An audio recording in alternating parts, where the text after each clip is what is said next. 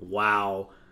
$201,288 raised by 5,583 backers.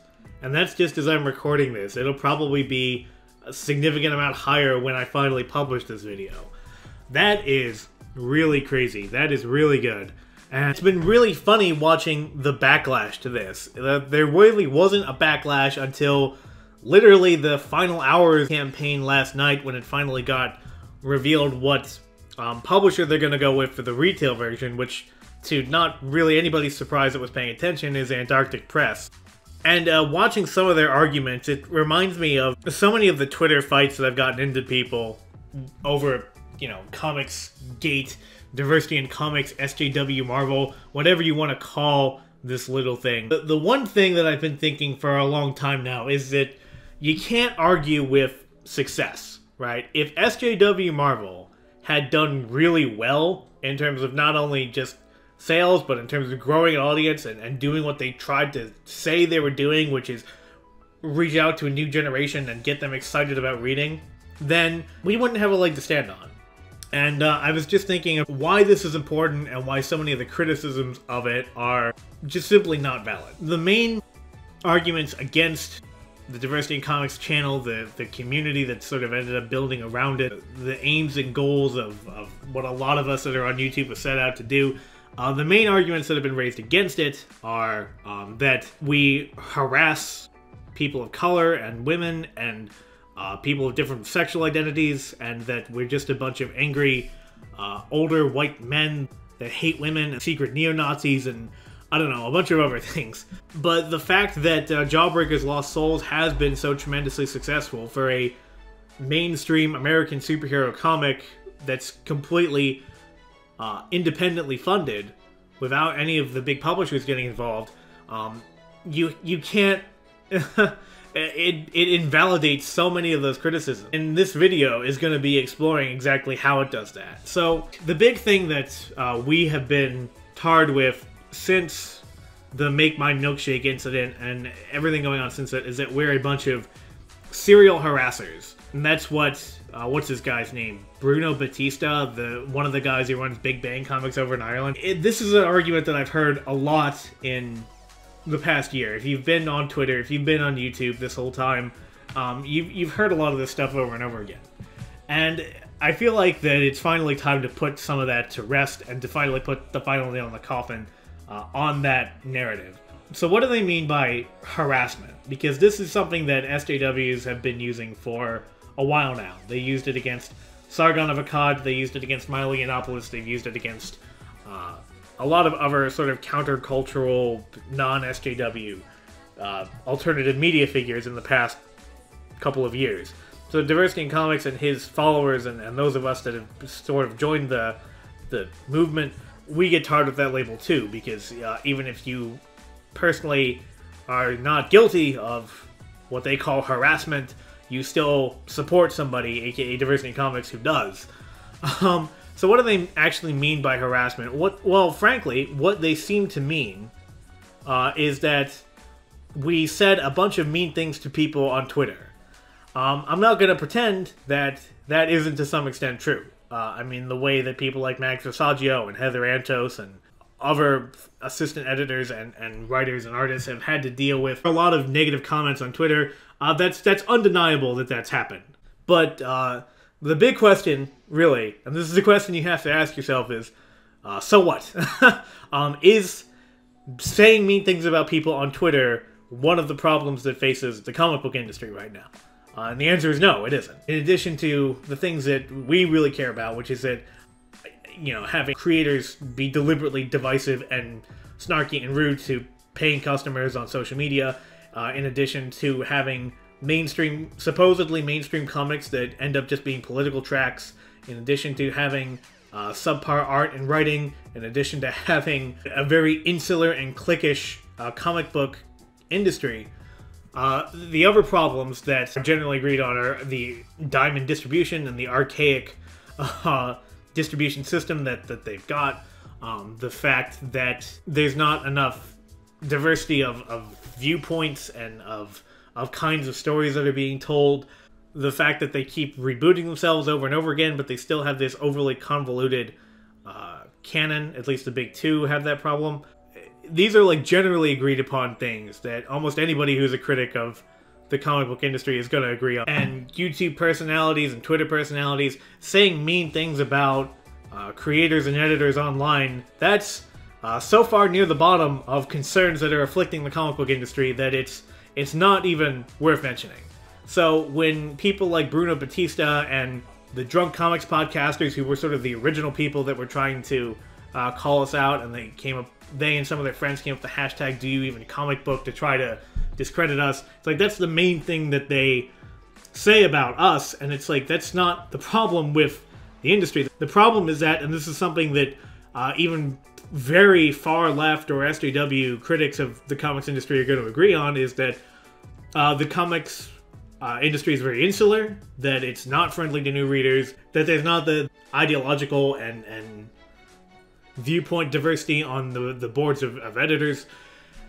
They have all of these are like the main problems that everybody can agree on are afflicting the comic industry. And so when you look at the tremendous success of Jawbreakers Lost Souls, and to be fair, it's not a success yet. It's been a tremendous success at raising money, but a lot of Kickstarters fall apart at this point, to the point where they've raised all the money, they're somewhat into creating the project, and then ego gets in the way, some unexpected friction causes problems. Who knows? There's, I mean, I'm sure that Diversity in Comics, John Malin and Brett Smith are much more aware of this than I am, but obviously there's still a lot that can go wrong between right now and when these comics are supposed to be being shipped in late August, or whenever it's supposed to be. So it's still not a success yet, but up to this point, the amount of money that's been made has been really astonishing for a mainstream American superhero style comic. Even if you don't agree with us, even if you don't like what we've been doing, you can't argue that this hasn't been successful for a crowdfund campaign. So, you know, how did Diversity in Comics get there? Well, he started a channel, he started a YouTube channel, and he was just simply saying things that a lot of us had been thinking for years, but were constantly chastised and were constantly driven out or constantly made to feel unwelcome because, you know, we looked at a character like Kamala Khan or Riri Williams or female Thor in my case, and you know, it looked obviously stupid to us, and we couldn't necessarily explain why it was stupid, but it just looked really dumb and suspect. But if you read the geek media and you read the message board, and there was nothing but enthusiastic support for these new ideas that were being tried all over the industry.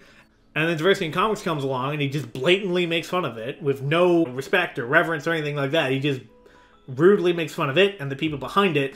And in the process of that, he's saying a lot of things that a lot of us have been thinking for years that were either current or former comic book fans. And then the fact that he was funny and affable and approachable made it so that even people who weren't into comics could get behind what he was saying and could understand what he's saying, because they've seen what SJWs have done to other forms of media and forms of art, and they could understand where he's coming from on that.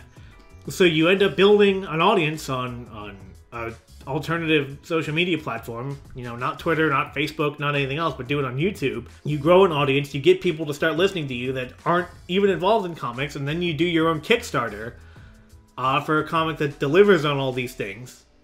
And all of a sudden, you have a tremendously successful crowdfunding campaign. And there's no reason that every single pro in the industry and every single wannabe pro couldn't do the same thing. You know, maybe not exactly that way, but, you know, one of the keys to success is find a hole and fill it. You know, find something that nobody else is doing or that very few people are doing, and then you just simply do it in the way that you want to do, and it ends up working. And Diversity in Comics stumbled on that when he created his own channel, and it turned out he was saying a lot of things that people like us have been thinking in our heads and tentatively saying on message boards for years. I know that the best thing that he did throughout this whole thing is that he brought on John Malin and Brett Smith. John Malin, the pencil artist, Brett Smith, the color artist, and these are both, you know, professional comics creators that have been in the industry for a long time, and they both became incredibly disillusioned with how insular and unprofessional it is.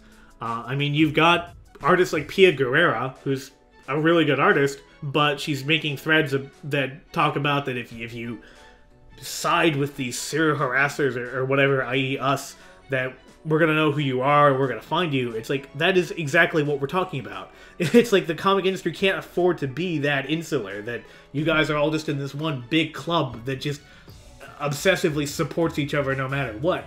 You've got to, if you want to have room for new voices and new kinds of stories, that means including room for stories that you're not inclined to like. Diversity in Comics, John Malin and Brett Smith, they make a story that is for people like us, and now you're trying to shut that out. Because why? Because the leader of it, the guy who started this Kickstarter, he makes fun of people on Twitter, and so do his followers. Twitter has very specific rules about what harassment is and isn't on their platform, and nothing that Diversity in Comics has ever done has really violated that. In terms of, like, real-world consequences, it's, I mean, Daryl Ayo and Mags Asagio and people like that, are they, like, waking up to dead animals on their doorsteps and having their tires slashed? I've never heard of this, if it is happening, and I don't think it is happening. So it's like you have all these people that have just said mean things on Twitter and expressed opinions that you don't like, and you're trying to, people like Bruno Batista, who's supposed to be a comic retailer, and other pros are apparently trying to quash this? No, that's not how this is supposed to work.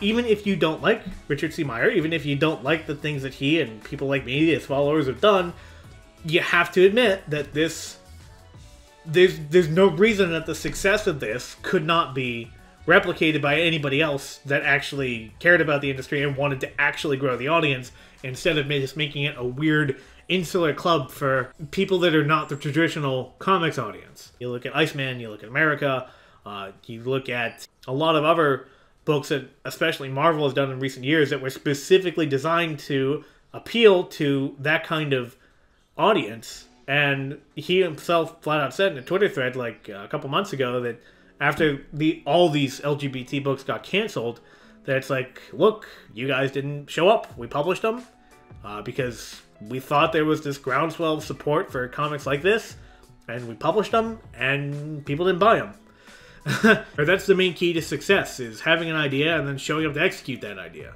Diversity in Comics and John Malin and Brett Smith, they came up with an idea, and then we showed up and we supported it. Like I said at the beginning, you can't argue with success. And just because you don't like some of the things that Diversity in Comics has done, just because you don't like some of the things that a lot of us have done, that doesn't mean that you can't look at this and see, oh wow, they actually made the thing that they said they wanted, which is just a straightforward, non-political superhero action-adventure story. And they actually did it. And that should be the significance of Jawbreakers. It's not that, oh wow, we owned the SJWs. The real success story of Jawbreakers ought to be, this is how you get people that aren't into comics or that have gotten out of comics back into them. Because Diversity in Comics, he gets people all the time that says that they either have never read comics or they haven't read them for a long time, and then they watched his channel, and then that got them back into it. And this is sort of the capstone on that. It's like, I don't know exactly how many of his 5,500 plus backers, how many of them this is going to be their first comic ever, but as long as it's a non-zero amount, then that's a success story. Getting in at least a few more people into comics, that's a good thing. And it would be a real shame if the comics media and a lot of pros, if a lot of bloggers and stuff like that completely ignore Jawbreakers because they don't like the guy who started it, then they're missing out, because there's a lot more going on than just that. So, yeah, gonna end the video here. Tell me what you think. Tell me, I don't know, your history or story with Jawbreakers. Like, comment, subscribe. In any case, this is Unranked Chevron signing off.